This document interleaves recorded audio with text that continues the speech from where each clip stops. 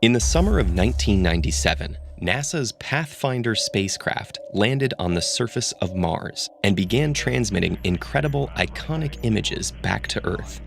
But several days in, something went terribly wrong. The transmissions stopped.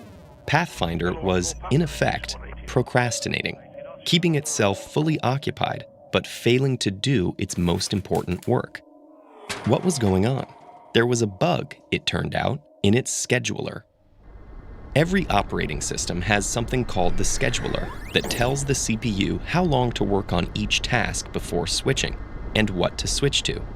Done right, computers move so fluidly between their various responsibilities, they give the illusion of doing everything simultaneously. But we all know what happens when things go wrong. This should give us, if nothing else, some measure of consolation. Even computers get overwhelmed sometimes. Maybe learning about the computer science of scheduling can give us some ideas about our own human struggles with time. One of the first insights is that all the time you spend prioritizing your work is time you aren't spending doing it. For instance, let's say when you check your inbox, you scan all the messages, choosing which is the most important. Once you've dealt with that one, you repeat. Seems sensible, but there's a problem here. This is what's known as a quadratic time algorithm. With an inbox that's twice as full, these passes will take twice as long, and you'll need to do twice as many of them. This means 4 times the work. The programmers of the operating system Linux encountered a similar problem in 2003. Linux would rank every single one of its tasks in order of importance, and sometimes spent more time ranking tasks than doing them. The programmer's counterintuitive solution was to replace this full ranking with a limited number of priority buckets. The system was less precise about what to do next, but more than made up for it by spending more time making progress. So with your emails, insisting on always doing the very most important thing first could lead to a meltdown. Waking up to an inbox 3 times fuller than normal could take 9 times longer to clear. You'd be better off replying in chronological order or even at random. Surprisingly, sometimes giving up on doing things in the perfect order may be the key to getting them done. Another insight that emerges from computer scheduling has to do with one of the most prevalent features of modern life: interruptions.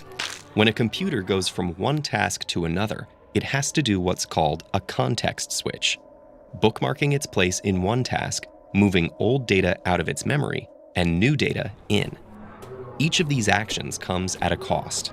The insight here is that there's a fundamental trade-off between productivity and responsiveness. Getting serious work done means minimizing context switches. But being responsive means reacting anytime something comes up. These 2 principles are fundamentally in tension. Recognizing this tension allows us to decide where we want to strike that balance. The obvious solution is to minimize interruptions. The less obvious one is to group them.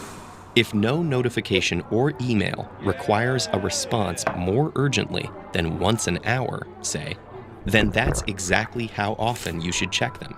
No more. In computer science, this idea goes by the name of interrupt coalescing. Rather than dealing with things as they come up, oh, the mouse was moved, a key was pressed, more of that file downloaded, the system groups these interruptions together based on how long they can afford to wait. In 2013, interrupt coalescing triggered a massive improvement in laptop battery life. This is because deferring interruptions lets a system check everything at once, then quickly re-enter a low-power state. As with computers, so it is with us. Perhaps adopting a similar approach might allow us users to reclaim our own attention and give us back one of the things that feels so rare in modern life: rest. Are you interested in improving your own time and task management skills? If so, we highly recommend you check out Algorithms to Live By: The Computer Science of Human Decisions. You can download an audio version of the book for free at audible.com/TEDEd, and every free trial created encourages Audible to continue supporting TEDEd's nonprofit mission.